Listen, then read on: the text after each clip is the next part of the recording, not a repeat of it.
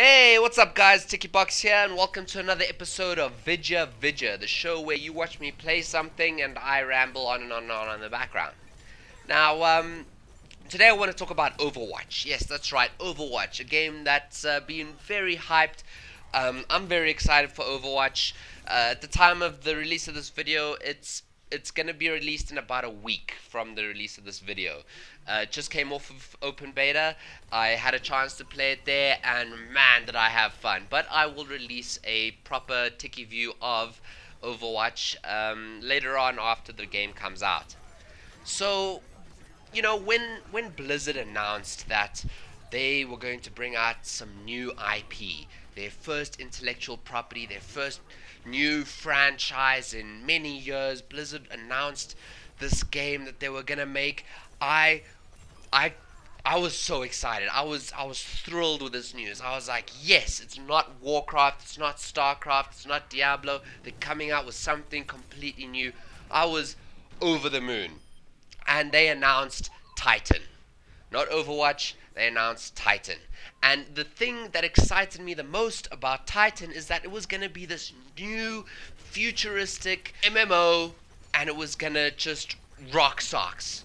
But that's not exactly what excited me the most. What excited me the most about this new Titan game is that, hey, Blizzard's coming out with a new MMO. You know, they're eventually, maybe give it about a year or two, they're eventually going to make World of Warcraft free to play. And that's what I was excited about. I was like, hell yeah, free to play World of Warcraft. Can't wait. Yes. And then a little while later, yeah, that would never happen, by the way. World of Warcraft, really, yeah. I was younger and stupider back then. Anyway, so then a bit later on, I was at a social gathering and my friend comes up to me and he's like, "Hey man, did you hear about the new Blizzard IP they're releasing?" And I was like, "Hell yeah, man! Titan's coming out. Looks awesome. Looks so sweet. And then WoW's probably going to be free to play after a year or so." And he was like, "Nah, dude, Titan's been cancelled. This new one is called Overwatch. They're gonna make a game called Overwatch, and it's gonna be an FPS. It's gonna be a first-person shooter." Yo, I was like, I couldn't believe it. I was like, what business does Blizzard have making first person shooters? What the hell? They don't make first person shooters. They make RPGs, they make strategy games, RTSs. They don't make first person shooters. What are they doing? They don't know shit about FPS. Don't even try to come up in the genre, Blizzard. Get the fuck out. And I must have ranted about this for the rest of the night. I was seriously upset. Maybe mostly because of the WoW thing, but anyway. I was skeptical about Overwatch. I was skeptical about Overwatch all the way up until I saw some gameplay footage on YouTube. It must have been like a couple of months ago. I saw some gameplay footage on YouTube. I can't remember whose video it was. I think it was might have been Total Biscuit I was watching, and my jaw hit the floor. I was like, "What? Blizzard made this? It looks good. It looks good for an FPS. What do they call it?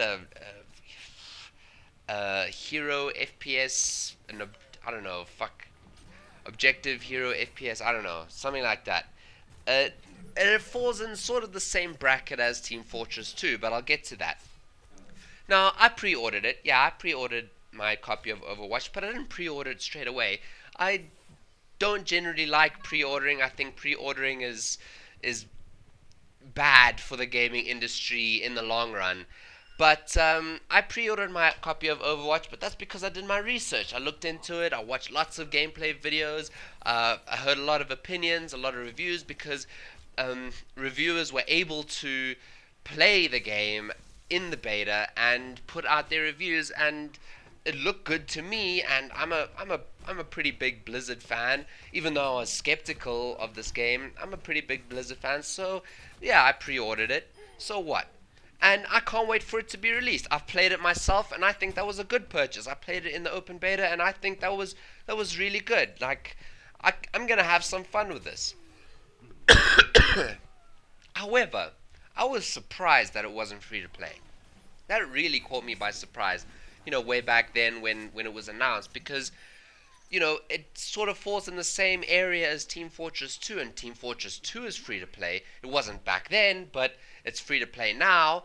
And some people have compared Overwatch to a MOBA, and all the MOBAs are free to play. So why isn't Overwatch free to play? Why do you need to buy Overwatch? And that really didn't sit right with me for a while. But then I thought about it a bit more, and all the other AAA shooters out there, you have to pay for those, and nobody complains about that. And it's nice in Overwatch being able to play all of the heroes, play all of the maps, do everything in the game that you need to do. You need to switch to this hero to make a play or something, and that's part of the game. That's part of playing Overwatch, is switching heroes during the game. And if those heroes are locked to you until you can grind enough in-game currency to unlock them, then that would kind of break the game.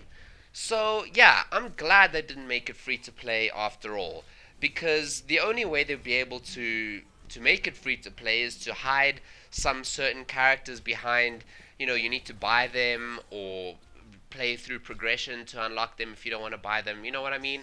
Like the League of Legends model. Um, and Blizzard, let's face it, they're not Valve. They're not Valve. They, like the way Valve has managed to monetize Dota 2, in that people pay for the compendiums when it's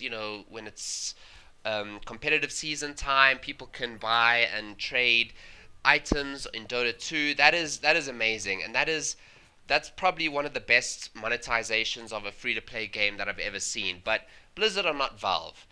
Uh, Blizzard don't have a Steam workshop, so that the community can chip in and support their games like Valve does. And that's why I think Overwatch and Team Fortress 2 are not completely not alike in that respect, because and I think Team Fortress 2 has the upper hand in this area because Team Fortress 2 has that Steam workshop, and it has a modding community. And no, it wasn't free to play when it first came out, but the source development kit has been out forever, and people have been modding Team Fortress 2. They've been modding Half-Life, they've been modding Counter-Strike, they've been modding source engine games, forever.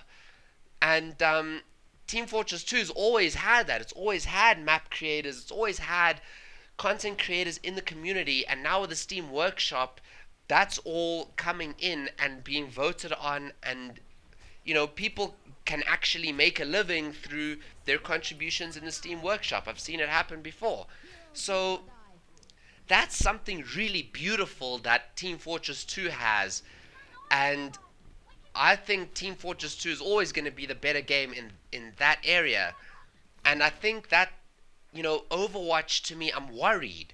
I'm worried about Overwatch and not having that kind of sense of community and input from the community, because Blizzard don't do that. I don't think Blizzard will ever do that.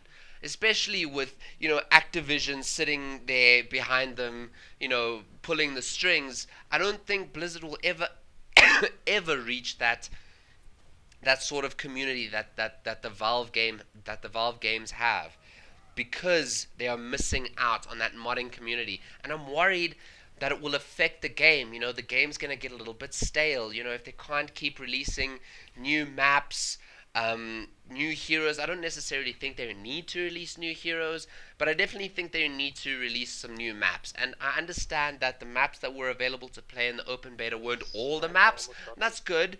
But during that short period of time playing the open beta, I kind of found myself getting over some of the maps. Like, oh, this map again, and it kept happening over and over again with all the different maps. Like, oh, no, not this one again. But in Team Fortress 2, that never really becomes a problem, because there's this modding community always putting in new stuff that you can play around with. There's always new content in the game. And that's what I'm worried about. I'm worried Overwatch is going to get stale because they don't have that. But anyway, that's just my opinion. That's just my point of view. I'm going to have loads of fun with Overwatch until it gets old. And I doubt it's going to get old very quickly. I have great faith in the Blizzard team to pump out content to keep us interested over the time. Like, I'm still interested in Heroes of the Storm. I haven't lost interest in that, and I don't think I'm going to lose interest in Overwatch for a very, very long time. But I'm just worried it's not going to have that longevity that Team Fortress 2 has managed to have. And there's still a lot of people playing Team Fortress 2. It's still a very, very popular game. And that's because, I think, mainly because of the communities and the Steam Workshop and the support that that game gets, not just from Valve, but from everybody else that is interested in it. Thanks for watching, guys. This has been Tiki-Boxx. I will see you Overwatch fans again at the Tiki View of Overwatch. Until then, as always, love and peace.